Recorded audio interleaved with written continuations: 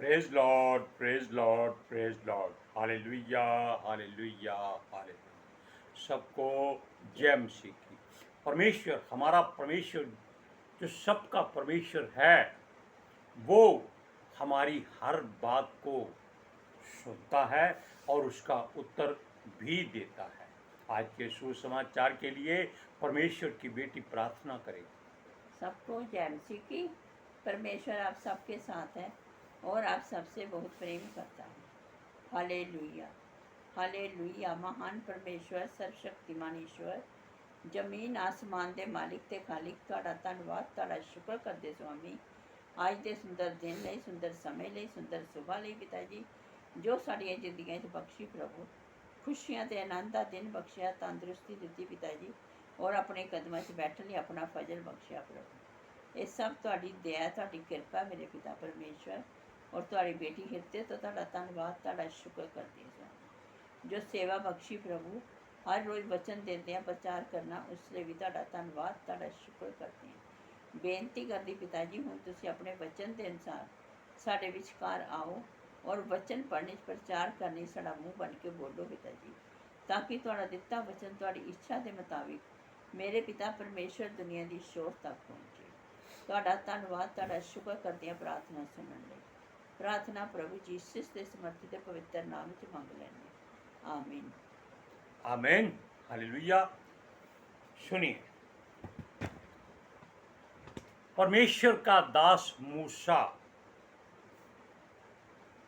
आप जानते हैं, जो परमेश्वर से ऐसे बातें करता था जैसे दो भाई आपस में बातें करते हैं। फिर भी अगर उसका विश्वास टूट जाए तो परमेश्वर क्या करेगा, उसको क्या कहेगा?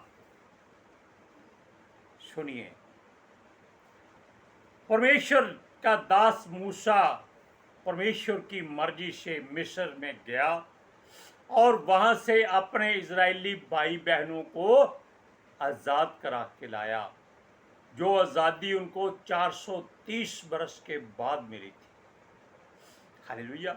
और जब वो मार्ग में कभी झगड़ते लड़ते या किसी बात का बंटवारा करते या कुछ भी शादी ब्याह होता, कोई रिश्तों की बात होती, तो आप सोचिए सारे के सारे न्याय अकेले मूसा को ही करने पड़ते थे।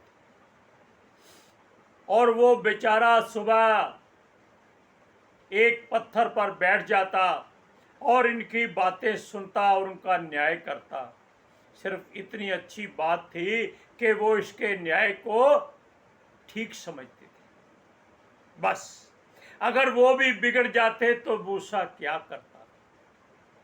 तब जब वो ऐसी बातें करता था, हर रोज लोगों की बातों को सुन सुनकर न्याय करता, तब उसका ससुर यानी कि उसकी पत्नी का पिता उसके परिवार को लेकर उससे मिलने पहुंचा। Hallelujah, praise Lord. परमेश्वर ने भी उसको आशीर्वाद दिया। किसको? यित्रो को। ये उसके ससुर का नाम था। हालेलुया। लेकिन जब यित्रो ने ये देखा कि मूसा निश्चिंत नहीं है, असल में कहा जाए तो वो मूर्खों की तरह इनकी बातें सुनता, उत्तर देता जाता, उत्तर देता जाता। कहना बुरा है, लेकिन उसके मन में ये बात आ गई कि जो मूसा कर रहा है वो ठीक नहीं है। ऐसे तो इसका जीवन बदहाल हो जाएगा, इसको शांति नहीं मिलेगी। हालेलुया। तब उसने मूसा को समझाया कि देख बेटा, ये काम तेरे अकेले के बस का नहीं है। तू कब तक इनकी दुहाई सुनता रहेगा, इनका न्याय करता रहेगा? तू ऐसा कर, इन लोगों में से ही इनके बुजुर्गों को चुन ले और 100-100, 50-50, 10-10 पर एक एक न्यायी ठहरा दे। ये उस मनुष्य की बात है जो इजरायली नहीं था, यानी कि उसको परमेश्वर ने इस्तेमाल किया था। हालेलुया। और ये बात अलग है कि परमेश्वर को कब, किसकी और कहां पर कैसी जरूरत पड़ जाए वो उसको इस्तेमाल कर देता है। हालेलुया। मूसा ने भी सोचा कि बात सही है और वो उसके आगे कुछ नहीं बोला। हालेलुया। और उसके चेहरे से जो तनाव था मूसा के चेहरे पर, क्योंकि वो सारा दिन लोगों की उल्टी सीधी बातें सुनता रहता था, दुखों को जांचता परखता रहता था, लड़ाई झगड़ों को सुलझाता रहता था, लेता तो वो किसी से कुछ नहीं था, केवल वो उनको छुड़ा कर लाया था, इसलिए वो उनका अगुआ था और वो परमेश्वर के नजदीक था, इसलिए वो थोड़ा बहुत उसका इज्जत मान भी करते थे। हालेलुया। ये यित्रो ने उसको समझाया कि देख, जैसे एक राष्ट्रपति अपने पूरे राष्ट्र का न्याय नहीं कर सकता, वैसे ही तू भी राष्ट्रपति है, लेकिन राष्ट्रपति अपने गवर्नर्स को इस्तेमाल करता है, हर राज्य में एक एक लगा देता है और वो गवर्नर आगे अपनी अपनी अदालत चलाते हैं या दूसरे लोगों को इस काम में इस्तेमाल करते हैं। ऐसे भी करना बहुत जरूरी होता है, इसलिए तू यही कर। हालेलुया। और उसकी जगह पर लोगों को इजाजत दे दे कि उनका न्याय उनका एक एक पूर्वज या उनका एक एक बुजुर्ग या एक एक पूर्णिया या एक एक प्रधान करेगा, वो उसके पास चले जाएं। जो मुकदमा उन सब से नहीं हिलेगा, नहीं मिटेगा, न्याय नहीं होगा, वो मूसा के पास आए बस। क्यों? मूसा भी एक इंसान था, उसका भी एक जीवन था जिसको वो इस्तेमाल कर रहा था, हर समय खींचा रहता था, तनाव में रहता था। अगर वो ऐसे ही रहता, परमेश्वर तो इस बात को जानता था, तब वो बूढ़ा हो जाता, उसकी आंखें धुंधला जाती तनाव से, उसके कान उनकी बातों को सुन सुनकर बहरे हो जाते, उसकी जुबान बोल बोल कर थक जाती। हालेलुया। लेकिन परमेश्वर जो न्यायी है वो सब कुछ जानता है, सब कुछ करता है। हालेलुया। अब यहोवा से प्रार्थना की मूसा ने कि वो अकेला इन सब का बोझ नहीं सह सकता। उसके मन में बात आ गई, लेकिन बिना परमेश्वर की इजाजत के वो कुछ नहीं करता था, अपनी मर्जी नहीं कर सकता था। चाहे उसके ससुर ने उसको मशवरा दिया था, मशवरा बहुत अच्छा था, लेकिन वो परमेश्वर की ओर से था, क्योंकि हर काम सृष्टि में परमेश्वर के हुक्म के बिना नहीं हो सकता। हालेलुया। तब उसने कहा कि ये लोग उसको प्रताड़ित करते हैं। मूसा यहाँ तक तनाव में था कि वो हो सकता है रात को सोता ही ना हो, क्योंकि कुछ ऐसी बातें कभी कभी हो जाती हैं जिनको समझना या सुलझाना परमेश्वर के बस की बात है, मनुष्य के बस की बात नहीं रहती। हालेलुया। तब मूसा ने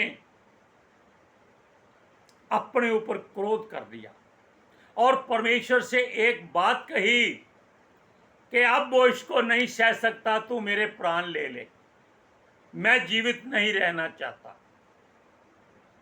वो सोचता था कि शायद परमेश्वर को मालूम ही नहीं कि वो इतने तनाव में है, उसके ससुर को मालूम हो गया है।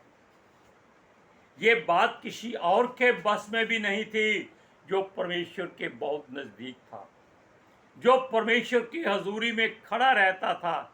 जानते हैं कौन था? एलिया। उसने भी मृत्यु मांगी थी, मूसा ने भी मृत्यु मांगी है।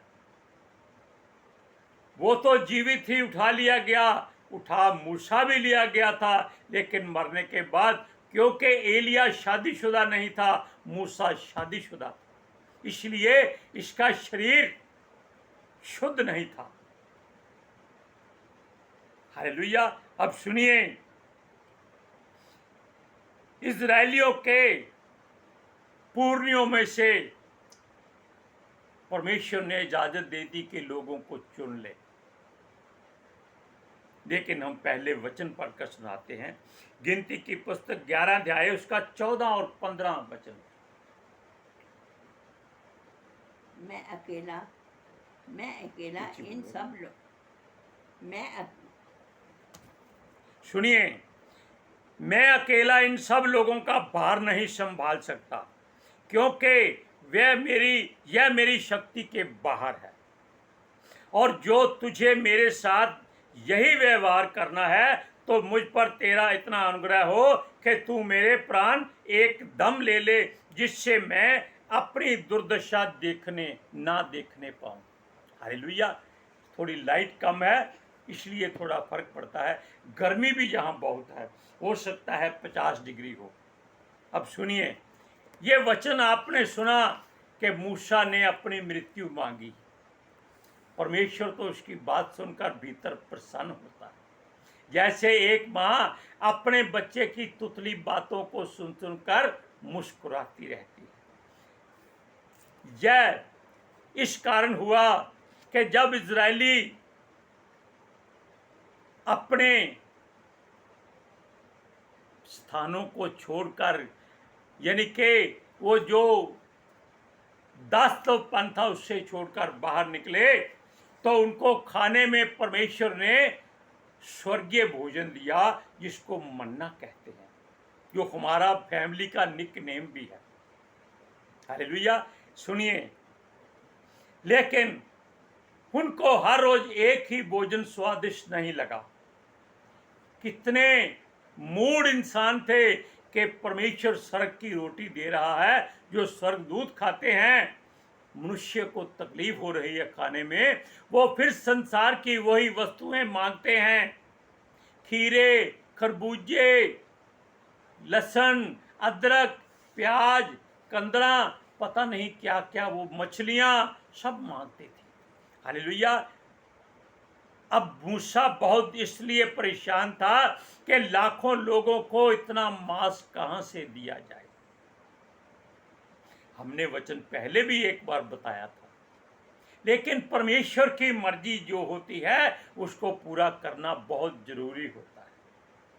अपनी मर्जी हम कभी नहीं कर सकते, मूसा भी नहीं कर सकता था, चाहे वो परमेश्वर से बातें करता था। और ये भी जो वचन हम बोलते हैं, हम परमेश्वर से बातें करते हैं। ये यीशु मसीह के द्वारा बातें होती हैं, क्योंकि यीशु मसीह वचन है और पवित्र आत्मा जी हमारे सहायक हैं। अब सुनिए, मूसा ने कहा कि ये लोग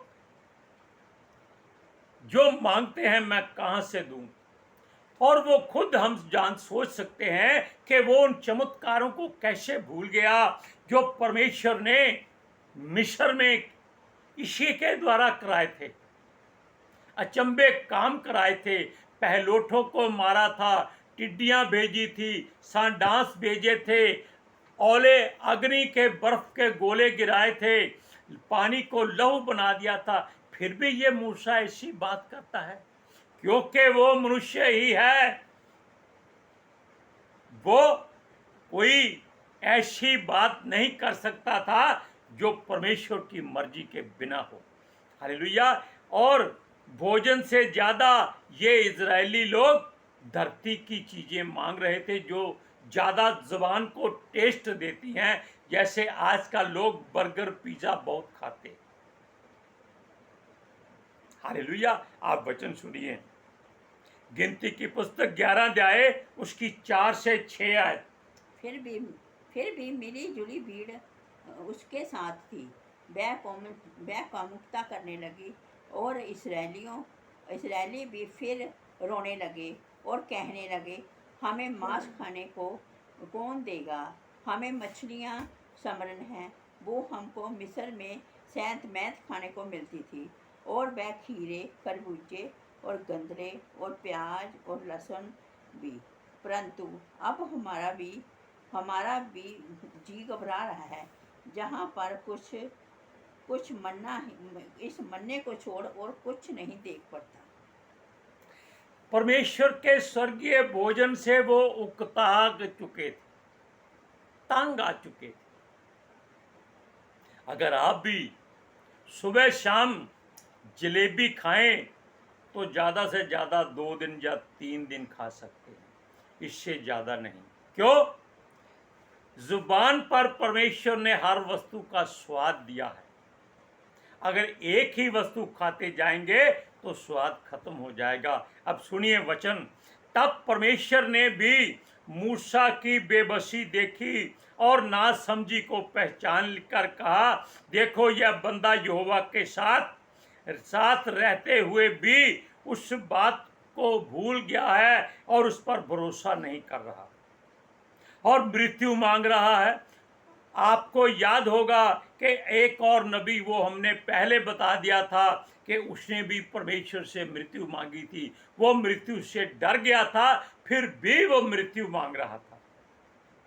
वो नहीं चाहता था कि एक स्त्री के हाथों वो मारा जाए, जबकि वो अगर चाहता तो जहां भी बैठा था वहां से कहता, यहोवा मैं तेरा नबी तुझको विनत करता हूं कि इस स्त्री पर आग बरसे, तो परमेश्वर आग बरसा देता।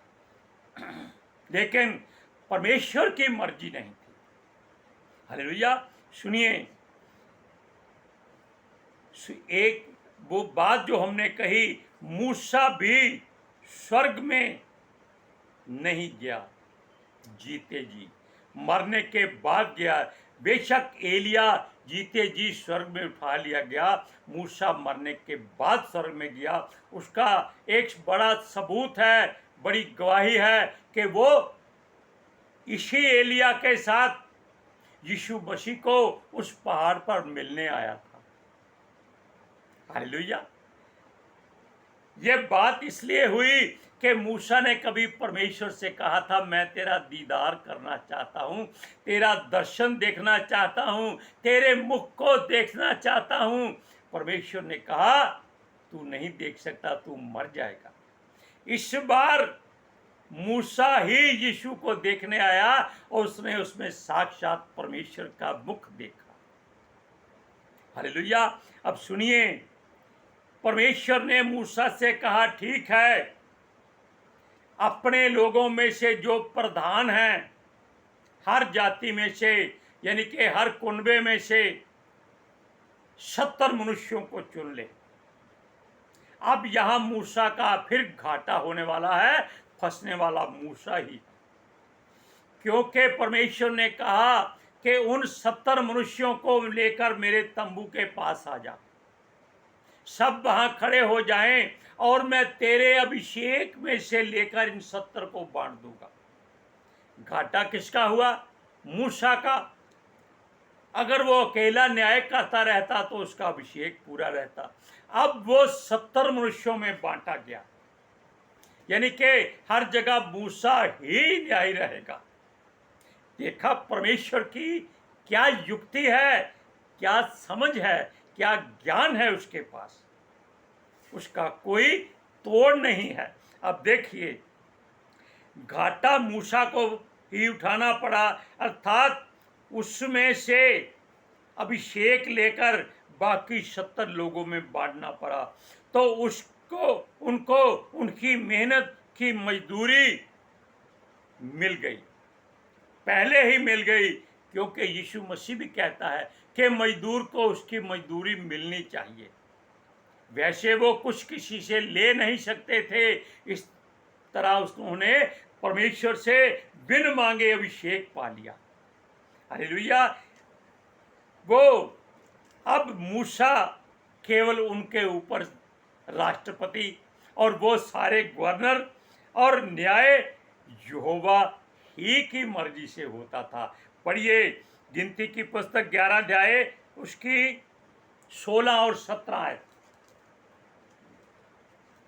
सुनिए, यहोवा ने मूसा से कहा, इजरायली पुरनियों में से 70 ऐसे पुरुष मेरे पास इकट्ठे कर जिनको तू जानता है कि वे प्रजा के पुरनिये और उनके सरदार हैं, और मिलाप वाले तंबू के पास ले आ कि वे तेरे साथ वहां खड़े हों। तब मैं उतर कर तुझसे वहां बातें करूंगा, और जो आत्मा तुझ में है उसमें से कुछ लेकर उनमें संभाऊंगा, और वे इन लोगों का भार तेरे संग उठाए रहेंगे, और तुझे उसको अकेले उठाना ना पड़ेगा। यहाँ एक गीत हम आपको बताते हैं, साथी हाथ बढ़ाना, साथी हाथ बढ़ाना, एक अकेला थक जाए तो मिलकर बोझ उठाना, साथी हाथ बढ़ाना। ये बात परमेश्वर ने मूसा से कराई, काम मूसा को ही करना पड़ा, मूसा का ही अभिषेक उनमें बांटा गया।